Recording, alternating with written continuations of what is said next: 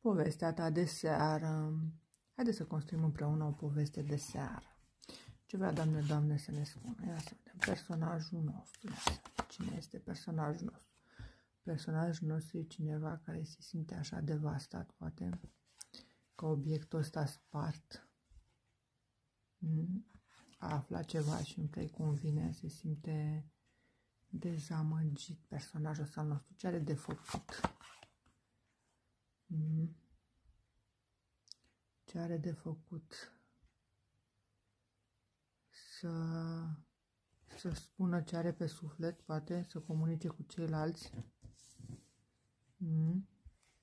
Ce-l ajută? Da, să spună ce gândește, vezi aici. Ce frumos. Da, îl ajută în împărtășirea sentimentelor. Da. Ce îl împiedică pe acest personaj al nostru? Credințele din familie, legătura de loialitate cu familia de origini.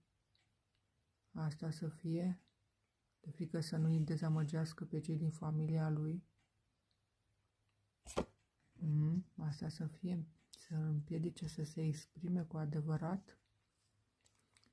Ce face, știi, în toate lucrurile astea, acest personaj? Nu se concentrează pe viitor, are credință că Dumnezeu o să vină și o să-l ajute și îndrăznește să se rupă de ceea ce e uscat și nu mai are viață. Urmărește fluxul apei. Ia un moment de pauză, de introspecție și are încredere în Dumnezeu. Asta să fie? Ia să vedem peste ceva timp cum este acest personaj al nostru.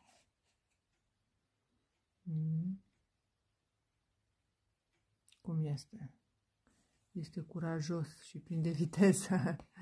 Da? Deci câinii aceștia n-au succes să-l ajungă pentru că el își dă seama că este de altă factură, adică își dă seama de calitățile lui sufletești. Da? Și se ridică deasupra tuturor problemelor. Deci această experiență de început, unde dezamăgirea asta o transformă prin capacitățile lui, uite, vezi, crește o altă ființă autentică și conectată la suflet. Și prin suflet noi putem ieși din toate situațiile care ne omoară, cum s-ar zice.